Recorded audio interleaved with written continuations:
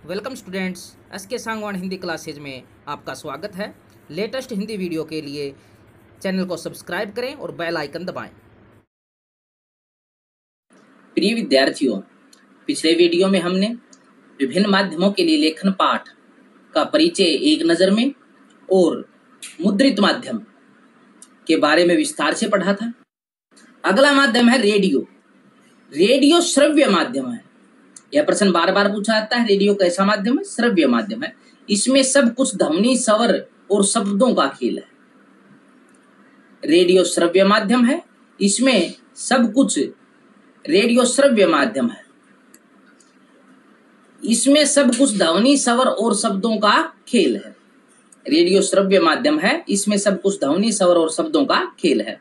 इन सब वजहों से रेडियो को श्रोताओं से संचालित माध्यम माना जाता है। रेडियो पत्रकारों को अपने श्रोताओं का पूरा ध्यान रखना चाहिए। रेडियो पत्रकार हैं, उन्हें अपने श्रोताओं का पूरा ध्यान रखना चाहिए। इसकी वजह यह है कि अखबार के पाठकों को यह सुविधा उपलब्ध रहती है कि वे अपनी पसंद और इच्छा से कभी भी और कहीं से भी पढ़ सकते हैं।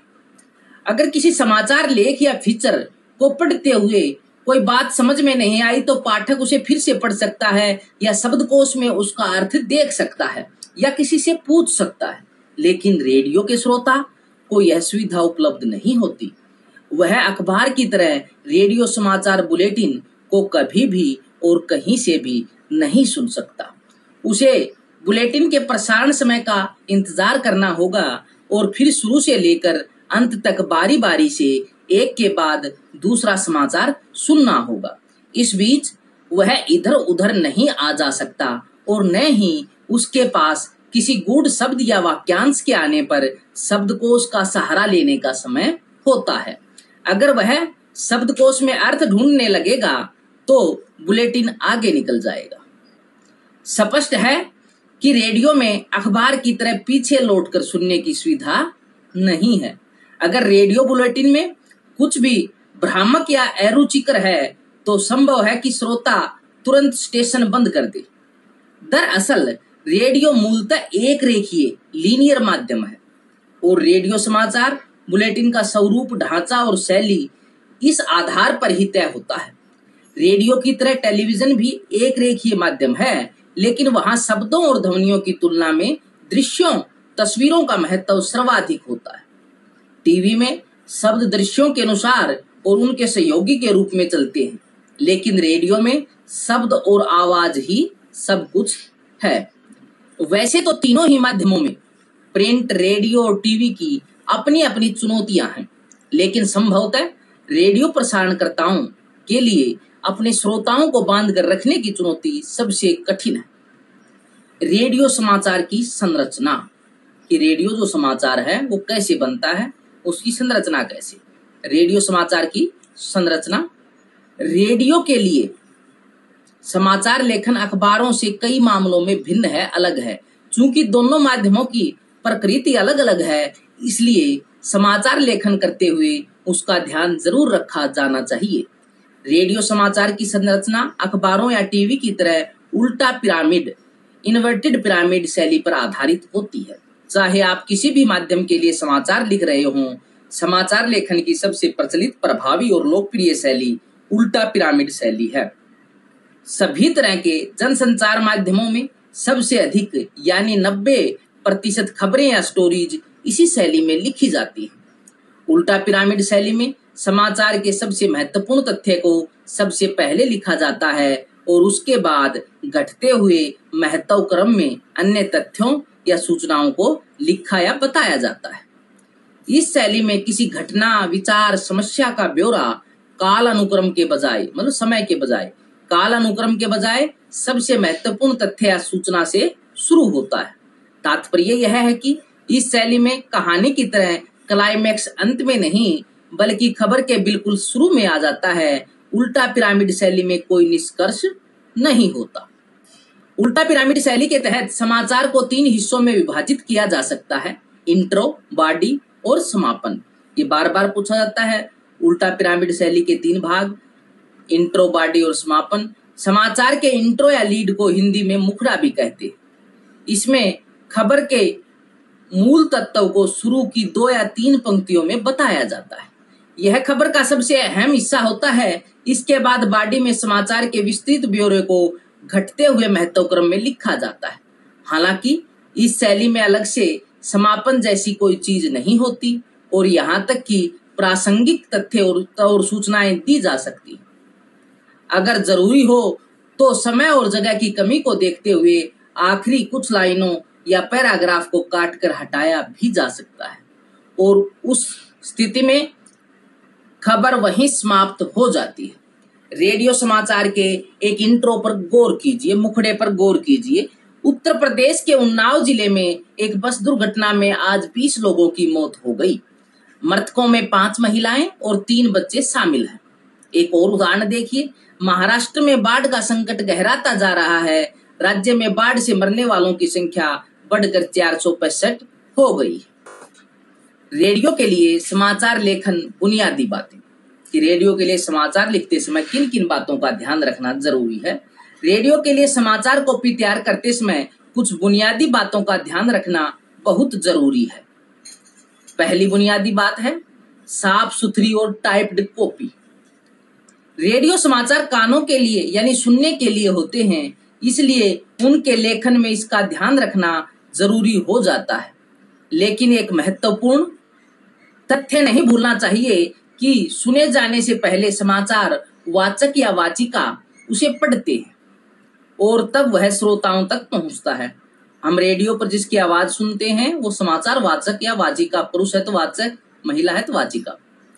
इसलिए समाचार कॉपी ऐसे तैयार की जानी चाहिए कि उसे पढ़ने में वाचक वाचिका को कोई दिक्कत नहीं हो।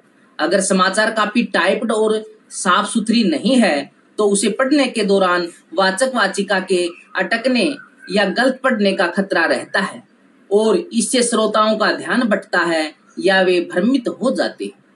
प्रसारण के लिए तैयार की जा रही समाचार कॉपी को कंप्यूटर पर ट्रिपल स्पेस 3 बार स्पेस का बटन दबाकर ट्रिपल स्पेस में टाइप किया जाना चाहिए। कॉपी के दोनों ओर पर्याप्त हाशिया छोड़ा जाना चाहिए। एक लाइन में अधिकतम 12-13 शब्द होने चाहिए। पंक्ति के आखिर में कोई शब्द विभाजित नहीं होना चाहिए और पृष्ठ के आखिर में कोई लाइन अधूरी नहीं होनी चाहिए। प्रत्येक लाइन में कितने शब्द हैं इस बारे में एक सुसंगतता होने से बुलेटिन के संपादक को यह तय करने में सुविधा होती है कि कुल शब्द संख्या के आधार पर कितनी खबरें लेनी है और किस खबर को कितना पढ़ा लेना है। समाचार कॉपी में ऐसे जटिल और उच्चारण में कठिन शब्द, संक्षिप्त अक्षर, एब्रिविएशन इसे अंग्रेजी में बोलते हैं, अंक आदि नहीं लिखने चाहिए जिन्हें पढ़ने में जबान लड़खड़ाने लगे। अंकों को लिखने के मामले में खास सावधानी रखनी चाहिए, जैसे 1 से 10 तक के अंकों को शब्दों में और 11 से 999 तक अंकों में लिखा जाना चाहिए। लेकिन 28,37,550 अंकों में लिखने के बजाय 28,37,550 शब्दों में लिखा जाना चाहिए, अन्यथा वाचक वाचिका को पढ़ने में बहुत मुश्किल होगी। इसे हमेशा ध्यान में रखना चाहिए। इसी तरह अखबारों में प्रतिशत और डॉलर जैसे संकेत चिन्हों से काम चल जाता है, लेकिन रेडियो में यह पूरी तरह वर्जित है, यानी प्रतिशत और डॉलर लिखा जाना चाहिए। जहां भी संभव और उपयुक्त हो दशमलव को उसके नजदीकी पूर्णांक में लिखना बेहतर होता है। इसी तरह 28,37,550 रुपए को रेडियो में लगभग 28 लाख रुपए लिखना श्रोताओं को समझाने के लिहाज से बेहतर है। इस तरह की वित्तीय संख्याओं को उनके नजदीकी पूर्णांक में लिखना चाहिए, लेकिन इसके कुछ अपवाद भी हैं। जैसे खेलों के स्कोर को उसी तरह लिखना चाहिए। सचिन तेंदुलकर ने अगर 98 रन बनाए हैं तो उसे लगभग 100 रन नहीं लिख सकते। इसी तरह मुद्रास्फीति के आंकड़े नजदीकी पूर्णांक में नहीं बल्कि दशमलव में ही लिखे जाने चाहिए। वैसे रेडियो समाचार में अत्यधिक आंकड़ों और संख्या का इस्तेमाल नहीं करना चाहिए, क्योंकि श्रोताओं के लिए उन्हें समझ पाना कठिन होता है। आंकड़े तुलनात्मक हों तो बेहतर होता है। इस साल गेहूं का उत्पादन पिछले वर्ष के 80 लाख टन से बढ़कर 86 लाख टन हो गया की तुलना में इस साल गेहूं का उत्पादन पिछले वर्ष की तुलना में 7.5% बढ़कर 86 लाख टन पहुंच गया, ज्यादा संप्रेषणीय है। रेडियो समाचार कभी भी संख्या से शुरू नहीं होना चाहिए। इसी तरह तिथियों को उसी तरह लिखना चाहिए जैसे हम बोलचाल में इस्तेमाल करते हैं। 15 अगस्त 1985 न कि अगस्त 15 1985। दूसरी महत्वपूर्ण बात है डेडलाइन, संदर्भ और संक्षिप्त अक्षर का प्रयोग। रेडियो में अखबारों की तरह डेडलाइन अलग से नहीं बल्कि समाचार से ही गुथी होती है। हम इसकी चर्चा पहले कर चुके हैं। इसी तरह समाचार में समय संदर्भ का मसला भी महत्वपूर्ण है। अखबार दिन में एक बार और वह भी सुबह और कहीं शाम छपकर आता है, जबकि रेडियो पर 24 घंटे समाचार चलते रहते हैं। श्रोता के लिए समय का फ्रेम हमेशा आज होता है, इसलिए समाचार में आज सुबह, आज दोपहर, आज शाम, आज तड़के आदि का इस्तेमाल किया जाता है। इसी तरह बैठक कल होगी या कल हुई बैठक में का प्रयोग किया जाता है। इसी सप्ताह, अगले सप्ताह, पिछले सप्ताह, इस महीने, अगले महीने, पिछले महीने, इस साल, पिछले साल, अगले बुधवार या पिछले शुक्रवार का इस्तेमाल करना चाहिए। संक्षिप्त अक्षरों के इस्तेमाल में काफी सावधानी बरतनी चाहिए। बेहतर तो यही होगा कि उनके प्रयोग से बचा जाए, और अगर जरूरी हो तो समाचार के शुरू में पहले उसे पूरा दिया जाए, फिर संक्षिप्त अक्षर का प्रयोग किया जाए। संक्षिप्त अक्षरों के प्रयोग के दौरान यह देखा जाना चाहिए कि वह कितना लोकप्रिय है। जैसे WTO, UNICEF, SAARC, ICICI bank का इस्तेमाल सीधे भी किया जा सकता है।